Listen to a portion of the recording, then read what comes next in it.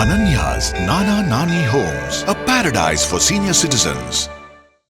அடுத்ததாக பாலமேட்டில் இன்னும் சற்று நேரத்தில் ஜல்லிக்கட்டு தொடங்க உள்ள நிலையில் மாடுகளுக்கான இறுதிக்கட்ட மருத்துவ பரிசோதனை குறித்த விவரங்களை தருவதற்காக செய்தியாளர் மணிகண்ட பிரபு தயாராக இருக்கிறார். அவரிடம் நேரடியாக நாம் கேட்கலாம். மணிகண்ட பிரபு, இப்போ பார்த்தீங்கன்னா 1000 காளைகள் களமிறங்கிருக்கு. இதுவரை எத்தனை காளைகளுக்கு அந்த மருத்துவ பரிசோதனை என்பது முடிந்திருக்கு?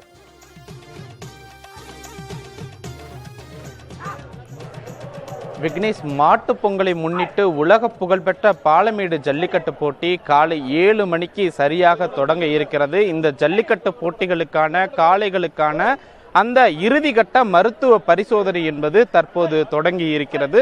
குறிப்பாக பாலமேடு ஜல்லிக்கட்டு போட்டியை பொறுத்தவரை 1000 காளைகளுக்கு அனுமதி என்பது தரப்பட்டிருக்கிறது. கடந்த வாரங்களில் கால்நடைத்துறை இவர்களுக்கு முதல் கட்ட மருத்துவ பரிசோதனை செய்து அதன் அடிப்படையில் இந்த இறுதிக்கட்ட மருத்துவ பரிசோதனைக்கு ஆன்லைன் மூலமாக கொடுக்கப்பட்ட டோக்கன்கள் மூலம் தேர்ந்தெடுக்கப்பட்ட காளைகளுக்கு தற்போது மருத்துவ பரிசோதனை என்பது நடக்கிறது. இந்த மருத்துவ பரிசோதனை என்பது மதுரை கால்நடைத்துறை மண்டல இணை இயக்குனர் நடராஜன் தலைமையில் கிட்டத்தட்ட 160க்கும் மேற்பட்ட அந்த கால்நடை மருத்துவர்கள் கொண்ட 90க்கும் மேற்பட்ட குழுவினர் இந்த பணிகளை செய்து வருகின்றனர். குறிப்பாக ஆன்லைன் மூலமாக வழங்கப்பட்ட அந்த டோக்கன்களில் இருக்கக்கூடிய அந்த காளை உரிமையாளர் காளையினுடைய படம், அந்த படத்தில் இருக்கக்கூடிய காளை தான் கொண்டு வரப்பட்டிருக்கிறதா அல்லது வேறு காளை கொண்டு வரப்பட்டிருக்கிறதா என்கிற சோதனையை கால்நடைத்துறை மருத்துவர்கள் சரிபார்த்து அதற்கான அனுமதி சீட்டை அவர்களுக்கு ஒப்புதல் சீட்டு கொடுத்து வாடிவாசலுக்கு அனுப்பி வைக்கின்றனர். குறிப்பாக காளைகளினுடைய அந்த கொம்பு, காளைகளினுடைய திமில், உடலில் காயங்கள் இருக்கிறதா, ஊக்க மருந்து கொடுக்கப்பட்டிருக்கிறதா, மது கொடுக்கப்பட்டிருக்கிறதா என்கிற பல்வேறு கட்ட பரிசோதனைகளை கால்நடைத்துறை மருத்துவர்கள் செய்கின்றனர். மேலும் காளைகளின் உடலில் அந்த வண்ண சாயங்கள், வண்ண பூச்சிகள் இருக்கக்கூடாது, மேலும் மாலைகள் இருக்கக்கூடாது உள்ளிட்டவற்றையும் கால்நடைத்துறை மருத்துவர்கள் ஒரு எச்சரிக்கையாகவே அவர்களுக்கு தெரிவிக்கின்றனர். குறிப்பாக அந்த காளைகளினுடைய பற்களை வைத்து அதனுடைய வயதை அடையாளம் காண்கின்றனர். மேலும் அது நல்ல உடல்வாகோடு இருக்கிறதா, அதாவது பாலமேடு ஜல்லிக்கட்டு போட்டியை பொறுத்தவரை இந்த களம் என்பது மிக நீண்ட களம். பாலமேடு கிட்டத்தட்ட 1.5 கிலோமீட்டர் தூரத்திற்கு மாடு என்பது வேகமாக ஓடக்கூடிய ஒரு நிலை இருக்கக்கூடிய களம்.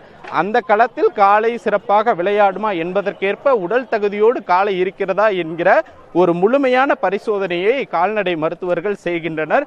குறிப்பாக டோக்கன்கள் சரியானதாக இருக்கிறதா, போலி டோக்கன்களா என்பதையும் கால்நடைத்துறை மருத்துவர்கள் ஆய்வு செய்கின்றனர். மேலும் காளையினுடைய உயரம் 120 சென்டிமீட்டர் இருக்க வேண்டும் என்கிற அந்த விதிகளிலெல்லாம் கட்டாயமாக கடைபிடிக்கப்படுகிறது. தொடர்ந்து காளையை ஏற்றி வரக்கூடிய வாகனங்களுக்கும் இந்த ஆண்டு பல்வேறு விதமான கட்டுப்பாடுகளை மதுரை மாவட்ட காவல்துறை என்பது எடுத்திருக்கிறது. இங்கே காளை உரிமையாளர்கள் இருக்கிறார்கள், அவர்களிடமே கேட்கலாம். சிவகங்கை மாவட்டம் ஆன்லைனில் தானே கொஞ்சம் சிவகங்கை மாவட்டத்திலேருந்து வந்திருக்கு மாடு. இன்னைக்கு அவுக்குறக்கு சிவகங்கை மாவட்டத்தில் தானே வந்திருக்கு இன்னைக்கு மாடு அவுக்குறக்கு. எத்தனை மணிக்கு காளையை கொண்டு வந்தீங்க? என்ன மாதிரியான இதெல்லாம் ஏற்கனவே எப்படி ஆன்லைன் மூலமாக டோக்கன் எடுத்தீங்க? அதை ஒரு வாரத்துக்கு முன்னாடி பதிஞ்சாச்சுண்ணே. மாடு இப்போ 8 மணிக்கு நாங்கள் இங்கே வந்துட்டோம். நாங்கள் வீட்டில் இருந்து ஏற்றையில் 6 மணி ஆயிடுச்சு. மாடு ரெடி பண்ணி தான் ஏற்ற நம்ம கஷ்டப்பட்டு ஏற்றிட்டு வந்திருக்கோம். விக்னேஷ், நீங்களே கேட்டிருக்கலாம். அதாவது நேற்று இரவே இங்கு காளைகளை மருத்துவ பரிசோதனைக்காக கொண்டு வந்திருக்கின்றன. குறிப்பாக 1000 காளைகள், அதாவது இந்த மஞ்சமலை ஆறு திடல் என்று சொல்லக்கூடிய இந்த பகுதியில் இருந்து கிட்டத்தட்ட 2 கிலோமீட்டர் தூரத்திற்கு அந்த தடுப்புகள் என்பது அமைக்கப்பட்ட காளைகள் வரிசையாக கொண்டு வரப்பட்டு கால்நடைத்துறை மருத்துவர்கள் இந்த சோதனையை மேற்கொண்டிருக்கின்றனர்.